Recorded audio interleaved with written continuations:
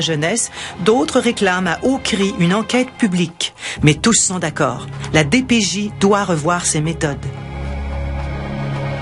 Il y a des gens qui se contentent de très peu au nom des enfants.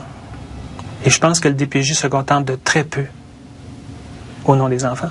Si on n'est pas capable d'avoir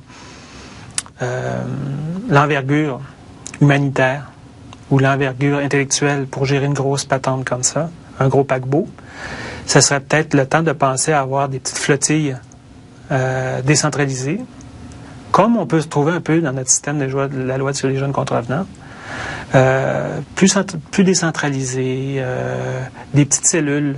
Théoriquement, on ne veut pas qu'il y ait un enfant qui échappe ou qui tombe entre deux chaises. Alors, si on veut tous ça, ça c'est vraiment le meilleur intérêt de l'enfant, on va travailler ensemble pour le faire. Alors, pour les 25 ans de la DPJ, ce que je souhaite, c'est qu'il y ait une réflexion sociétale autour de l'application de la loi. Est-ce qu'on doit changer la loi? Je pense pas. Je pense qu'on doit garder la loi. On doit simplement regarder comment on va l'appliquer dans l'avenir et avec qui. Et si possible avec les milieux, c'est la seule façon de le faire logiquement.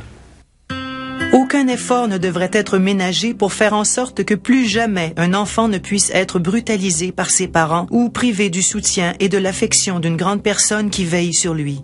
Cette responsabilité ne peut être entièrement déléguée à l'État.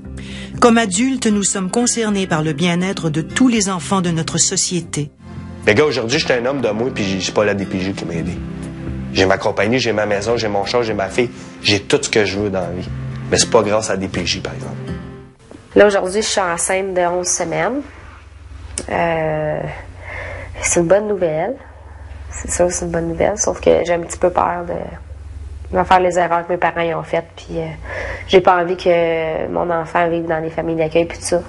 Mais moi, je sais qu'avec tout ce que j'ai vécu, ben ça me donne une idée de qu'est-ce qu'il faut pas que je fasse, c'est pour comme nuire à mon enfant puis tout ça. Puis ça me donne aussi ça m'apprend qu'il faut comprendre mes enfants. T'sais.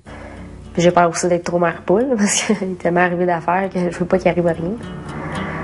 Mais je pense que je vais être capable de le protéger. Je souhaite pour ma fille qu'elle reste avec moi. Tout le temps. Tout le temps, tout le temps. Puis personne ne va mettre ses pattes dessus.